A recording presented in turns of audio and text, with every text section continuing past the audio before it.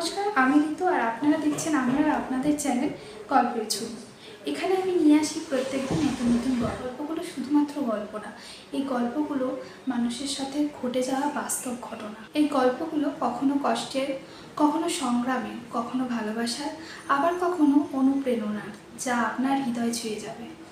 গল্পের ঝুলি সেই সব মানুষের গল্পগুলো আপনাদের কাছে তুলে ধরার একটা ছোট্ট চেষ্টা। বিশ্বাস করেন, প্রত্যেকটি মানুষের জীবনে একটি না একটি গল্প আছে, তাহলে এই চ্যানেলটি আপনার জন্য। তাই এখনই চ্যানেলটাকে সাবস্ক্রাইব করুন, ভিডিওটি লাইক করুন আর আমাদের এই গল্পের যাত্রার সঙ্গী হয়ে যান। চলুন শুরু করি আজকের গল্প। কলকাতার এক গলির কোণে দাঁড়িয়েছিল মেহরুল। সে সমাজের কাছে পতিতা, কিন্তু নিজের কাছে সে একজন মা। মেহরুলের জন্ম হয়েছিল নদিয়ার এক ছোট্ট গ্রামে। বাবা ছিল দিনমজুর, মা ছিল অসুস্থ, তাই মেহরুলকে অনেক ছোট্ট বয়সে বিয়ে দিয়ে দেওয়া হয়েছিল। স্বামী প্রথম দিকে ভালোবাসা দেখালেও পরে মেহরুলকে বিক্রি করে দেয় কলকাতার এক দালালের হাতে। এক রাতে সব শেষ হয়ে গেল, তার সম্মান, তার স্বপ্ন। সেদিনই জানতে পারল তার গর্ভে একটা প্রাণ আছে। অনেকেই বলেছিল এই সন্তান রেখে কি হবে, আজ তোকে বাঁচতে দেবে না, কিন্তু মেহরুল পেটের উপর হাত রেখে বলেছিল এই সন্তানই আমার বাঁচার কারণ। মেহরুলের ছেলে সন্তান হলো, ছেলের নাম রাখলো আরিয়ান। মেহরুল সিদ্ধান্ত নিল তার ছেলে কোনোদিন জানতে পারবে না তার মায়ের এই নোংরা জীবনের পরিচয়। নিজে অনেক কষ্ট করেছে, রাতের পর রাত না খেয়ে থেকেছে, কিন্তু ছেলেকে কখনো বুঝতে দেয়নি তার মায়ের কষ্টটা। ছেলেকে হোস্টেলে রেখে পড়াশোনা করিয়েছে, স্কুলের ফি না দিতে পারায় নিজের নাকছবিটুকুনিও বিক্রি করে দিয়েছে।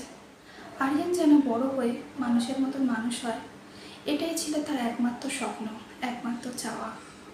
সে ছেলেকে দেখতে গেলে সাধারণ শাড়ি পরেই যেত, যাতে কেউ কিছু বুঝতে না পারে। ছেলে জিজ্ঞাসা করত, মা তুমি কি কাজ করো?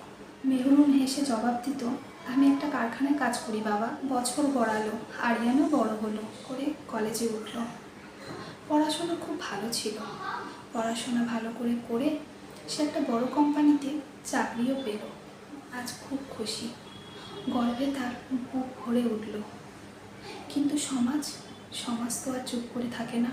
একদিন অফিসেরই এক পুরনো কর্মচারীর কাছ থেকে জানতে পারল তার মায়ের আসল পরিচয়।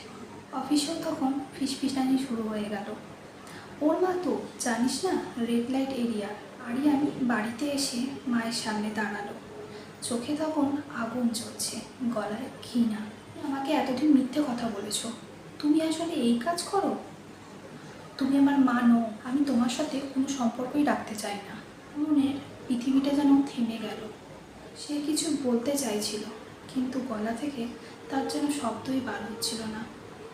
শুধু এইটুকানি বলল, আমি যা করেছি তোর জন্যই করেছি বাবু, আমার জন্য এরম লজ্জার জীবন আমি চাই না। আরিয়ান তখন দরজা বন্ধ করে দিল। মেহরুল দরজার ওপাশে বসে শুধুই চোখ থেকে জল পড়ছিল আর একটা স্নিগ্ধ হাসি দিয়ে মনে মনে ভাবছিল, সে জানতো তার ছেলে আর যে ঘৃণা করছে সেই ঘৃণাও তারই শেখানো ভালোবাসারই ফল। কারণ সে সবসময়তেই তার ছেলেকে সম্মানের সাথে বাঁচতে শিখিয়েছে। এইভাবে বেশ কিছুদিন কেটে যায়। হঠাৎই মেহরুল একদিন অসুস্থ হয়ে পড়ে, শরীর আর তার সঙ্গ দিচ্ছে না। হাসপাতালে ভর্তি হলো মেহরুল একাই, ছেলেও নেই। কিন্তু শেষ মুহূর্তে ছেলে এসেছে।